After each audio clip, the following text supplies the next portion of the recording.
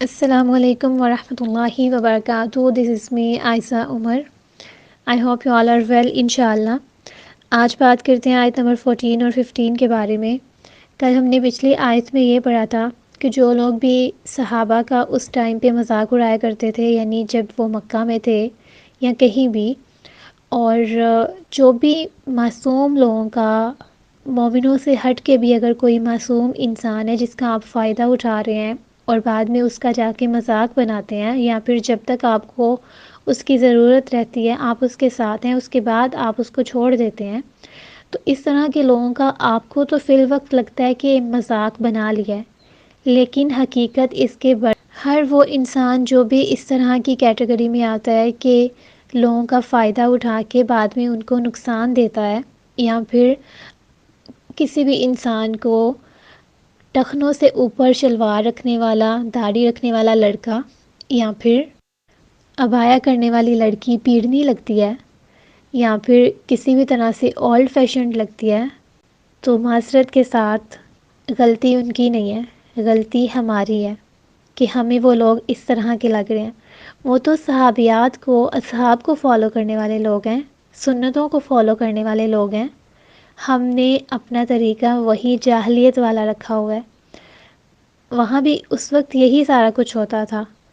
اپنی زینت کو ظاہر کرتی تھیں عورتیں، چست لباس پہن کے مردوں کا دل لبھاتی تھی، اور غرور اور تکبر کا شکار ہونے والے مرد اپنے تہبند، یعنی کہ جو وہ باندھتے تھے شلوار کی جگہ پہ، اس کو لٹکا کے رکھتے تھے نیچے، اور یہ ان کے ہاں تکبر کی نشانی تھی. آج بھی جو لوگ ٹخنوں سے اوپر شلوار رکھتے ہیں سنت کو چھوڑ کر، وہ یہی تو ظاہر کر رہے ہوتے ہیں کہ ان کو آکورڈ لگتا ہے. ٹھیک ہے، تو یہ ساری چیزیں وہاں بھی تھیں، آج بھی ہمارے معاشرے میں ہیں. دونوں میں کوئی زیادہ فرق نہیں ہے، جسٹ لباس کا سٹائل بدل گیا، چیزوں کا تھوڑا انداز بدل گیا ہے، لیکن بات ایک ہی جیسی ہے. اللہ تعالیٰ کیا کہہ رہے ہیں؟ حقیقت کیا ہے؟ اللہ یستہزئ بہم ویمدہم فی طغیانہم یعمہون. اللہ تعالیٰ کہہ رہے ہیں کہ اللہ مذاق کرتا ہے ان کے ساتھ.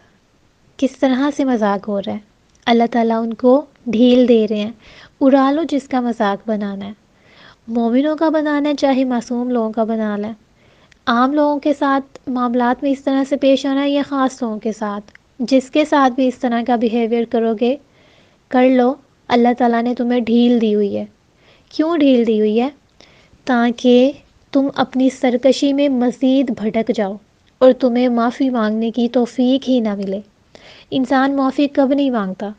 جب اسے محسوس ہی نہیں ہوتا کہ وہ غلط کر رہا ہے، اور اس کو مزید مواقع ملتے جاتے ہیں کہ جتنا گر سکتے ہو اتنا گر لو، جتنا غلط کر سکتے ہو اتنا غلط کر لو، تاکہ جب تمہاری موت آئے تو تم نے معافی نہ مانگی ہوئی ہو اور تمہارا حساب ہو جائے.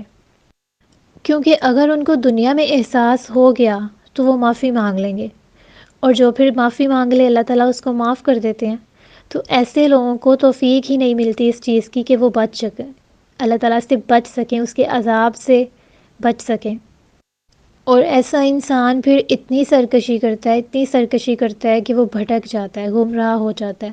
اس کو معلوم ہی نہیں ہوتا کہ اس نے اب خود کے ساتھ کرنا کیا ہے. دنیا کی زندگی میں انسان کو یہ ساری چیزیں سمجھ میں آ سکتی ہیں، لیکن جب وہ مر جائے گا نا، قبر میں پڑا ہوگا، جب فرشتے اس کو دکھائیں گے کہ وہ کیا کر کے آیا ہے، اس وقت کو وہ کہے گا کہ میں نے کیا کر دیا ہے، مجھے واپس بھیجا جائے. لیکن نہیں، اللہ تعالیٰ کا کیا قانون ہے؟ جو ایک بار مر گیا وہ واپس نہیں جائے گا.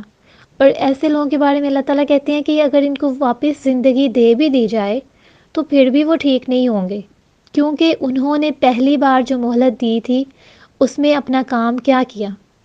جس نے سمجھنا ہوتا ہے وہ پہلی مہلت میں ہی سمجھ جاتا ہے، اور جس نے نہیں سمجھنا اس کو بار بار آپ موقع دے کے دیکھ لیں، وہ نہیں سمجھتا. باقی بھی تو لوگ ہی ہیں نا جنہوں نے پہلی مہلت میں سمجھا، تو وہ کیوں نہیں سمجھ سکے تھے؟ پھر آگے اللہ تعالیٰ کیا کہتے ہیں؟ اولئک الذین، یہی وہ لوگ ہیں، اشتروا الضلالہ، جنہوں نے گمراہی کو خرید لیا ہے، بالہدیٰ، ہدایت کے بدلے میں. فما ربحت تجارتہم، پس ان کو کوئی بھی نفع نہیں دینے والی ان کی اس طرح کی تجارت. وما کانوا مہتدین، اور نہ ہی وہ ہدایت پانے والے ہیں. اللہ تعالیٰ نے پیچھے ہدایت پانے والوں کا بتا دیا تھا کہ وہ عاجز ہوتے ہیں، وہ متقی ہوتے ہیں، وہ ڈرنے والے ہوتے ہیں، وہ خوف رکھتے ہیں کہ ان سے کوئی غلطی نہ ہو جائے۔ تو یہاں تو جو کیٹیگری بتائی جا رہی ہے وہ بالکل الگ ہے۔ یہ تو جھوٹ بولنے والے ہیں، منافقین ہیں، مذاق کرنے والے ہیں، تو پھر ایسے لوگوں کو ہدایت کیسے مل سکتی ہے؟ ہدایت کن کو ملنی ہے؟ اللہ تعالیٰ نے بتا دیا۔ اب ان لوگوں نے خود اپنے لیے گمراہی خریدی ہے۔ اللہ تعالیٰ نے آپ کو دو راستے دکھائے ہیں، ایک صحیح ہے، دوسرا غلط ہے۔ آپ نے اس میں سے کون سا چوز کرنا ہے؟ اللہ تعالیٰ اس سے بڑی الذمہ ہے۔ اللہ تعالیٰ نے یہ ذمہ داری آپ کو دے دی ہوئی ہے۔